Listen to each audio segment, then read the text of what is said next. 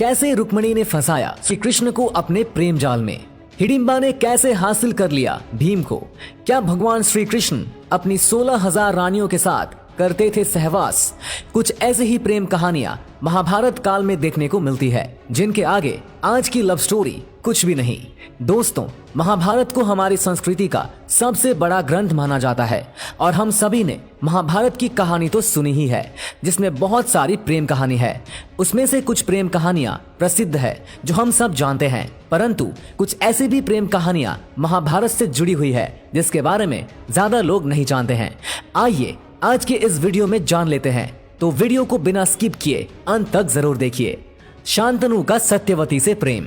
दोस्तों, अगर महाभारत को शुरुआत से देखें तो इसमें सबसे पहली प्रेम कहानी महाराज शांतनु और सत्यवती की मिलती है। सत्यवती एक मछुआरे की बेटी थी और शांतनु हस्तिनापुर के महाराज थे, लेकिन सत्यवती को एक झलक देखकर ही शांतनु प्रेम में इस कदर डूब गए कि अंत में दोनों को मिलाने के लिए भीष्म को जीवन भर कुंवारे रहने की प्रतिज्ञा लेनी पड़ी। दरअसल भीष्म महाराज शांतनु के पहली पत्नी गंगा के पुत्र थे, इसलिए महाराज शांतनु ने भीष्म को हस्तिनापुर का युवराज घोषित कर दिया था। लेकिन एक दिन जब महाराज शांतनु यमुना नदी के तट पर घूम रहे थे तो उनको यमुना नदी में नाव चलाती हुई एक सुंदर कन्या नजर आई। महाराज शांतनु उस कन्या को देखते ही उस पर मोहित हो गए। उन्होंने उस कन्या से उसका नाम पूछा, जिस पर कन्या ने कहा, महाराज, मेरा नाम सत्यवती है और मैं निषाद कन्या हूँ। इस औपचारिक मेल मिलाप के बाद महाराजा शांतनु ने सत्यवती से अपने दिल की बात बताते हुए अपना प्रेम जाहिर कर दिया। सत्यवती भी महाराज शांतनु से प्रेम करने लगी। दोनों एक दूसरे से प्रेम कर रहे थे, इसलिए शांतनु ने सत्यवती के पिता के सामने सत्यवती से विवाह का प्रस्ताव रखा। लेकिन सत्यवती के पिता ने यह शर्त रखी कि मैं अपनी कन्या का हाथ आपके हाथ में तभी दूंगा जब आप मुझे वचन देंगे कि मेरी पुत्री से उत्पन्न हुए पुत्र ही हस्तिनापुर का युवराज होकर राज करेगा। सत्यवती के पिता के मुख से इस प्रस्ताव को सुनकर महाराजा शांतनु दुखी होकर अपने महल लौट आए और सत्यवती की याद में व्याकुल रहने लगे। उन्होंने भोजन पानी का त्याग कर दिया। इस बात का जब भीष्म को पता चला तो उन्होंने अपने पिता की खुशी के लिए आजीवन ब्रह्मचारी रहने की शपथ ली और अपने पिता का विवाह निषाद कन्या सत्यवती से करवा दिया। रुक्मिणी का कृष्ण से प्रेम। दोस्तों, राधा और कृष्ण की प्रेम कहानी की चर्चा युगों से होती आ रही है। आप सब भी राधा कृष्ण की प्रेम कहानी से परिचित होंगे, लेकिन क्या आप कृष्ण और रुक्मिणी की प्रेम कहानी के बारे में जानते हैं? रुक्मिणी विदर्भ के राजा विस्मत की पुत्री थी। श्री कृष्ण के नाम और गुणों की चर्चा सुनकर रुक्मिणी ने मन ही मन तय कर लिया था कि वो श्री कृष्णा को छोड़कर अन्य किसी को भी अपने पति के रूप में स्वीकार नहीं करेगी। लेकिन रुक्मिणी का भाई रुकम श्री कृष्ण को पसंद नहीं करता था, इसलिए वो चाहता था कि उसकी बहन रुक्मिणी का विवाह कृष्ण के बुआ के लड़के शिशुपाल के साथ हो। इसलिए उसने रुक्मिणी के विरोध के बावजूद रुक्मिणी का विवाह शिशुपाल के साथ तय करके विवाह की तैयारियां शुरू कर दी। इस बात से दुखी रुक्मिणी ने एक ब्राह्मण के द्वारा द्वारिका नरेश श्री कृष्ण के पास संदेश भेजा और श्री कृष्ण ने रुक्मिणी के अनुरोध पर उनका हरण कर लिया और बाद में रुक्मिणी के साथ विवाह करके उन्हें अपनी पटरानी बनाया। हिडिंबा का भीम से प्रेम। दोस्तों, हिडिंबा और भीम की प्रेम कहानी महाभारत की एक अनोखी प्रेम कहानी है। दरअसल हिडिंबा एक राक्षसी थी और भीम पांचों पांडव में सबसे बलशाली। ऐसे में अगर देखा जाए तो इन दोनों का प्रेम बेमेल था।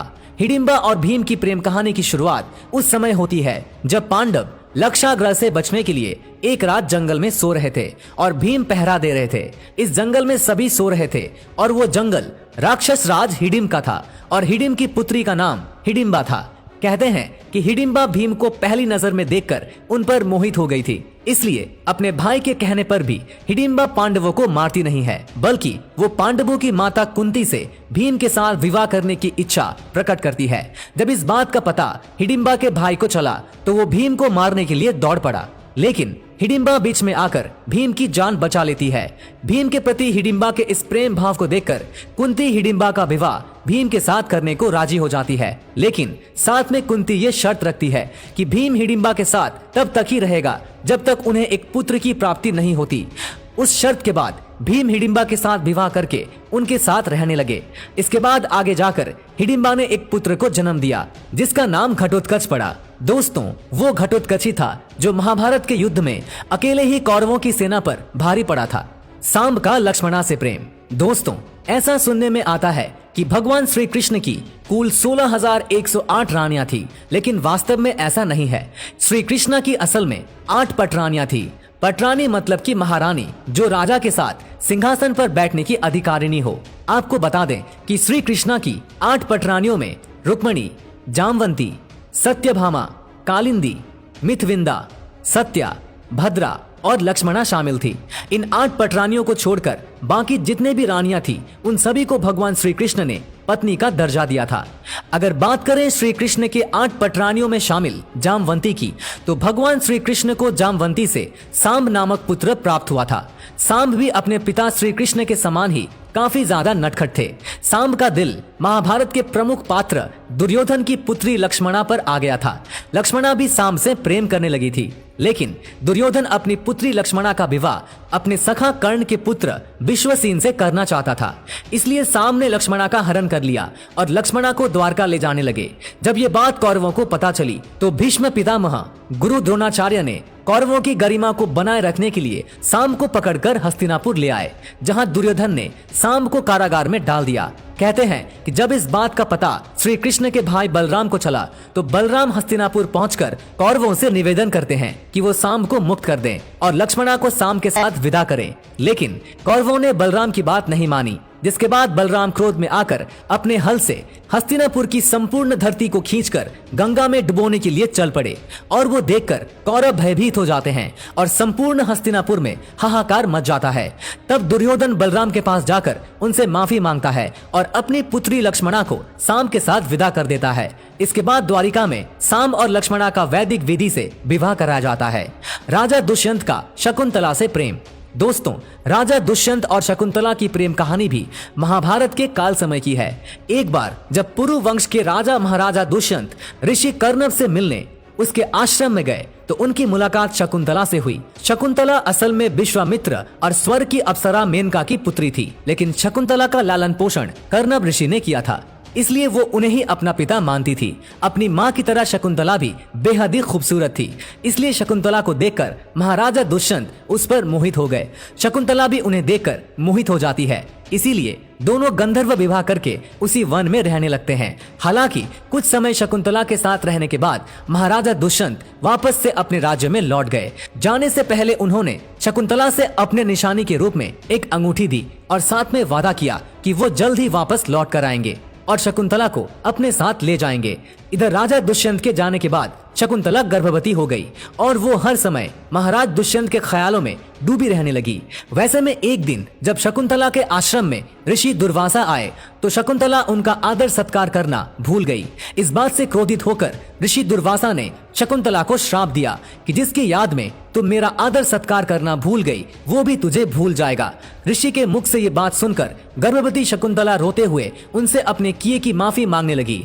शकुंतला को इस तरह से रोता देखकर ऋषि दुर्वासा का दिल पिघल गया। उन्होंने कहा, जिस दिन वो तुझे अपनी दी हुई निशानी देखेगा, उसे तू याद आ जाएगी। ऋषि के जाने के बाद शकुंतला राजा दुष्यंत से मिलने के लिए निकल पड़ती है, लेकिन रास्ते में राजा दुष्यंत की दी हुई अंगूठी शकुंतला की उंगली से सरककर एक तालाब में गिर गई, जिसे एक मछली ने निगल लिया। इधर जब शकुंतला राजभवन पहुंचती है, तो राजा दुष्यंत उन्हें पहचानने से इनकार कर देते हैं। शकुंतला इससे काफी ज्यादा दुखी हो गई। शकुंतला को इस हालत में देखकर उनकी माँ मेनका स्वर्ग से धरती पर आती है और उसे अपने साथ ले जाती है। उधर अंगूठी निगलने वाली मछली एक मछुआरों के जाल में फंस जाती है।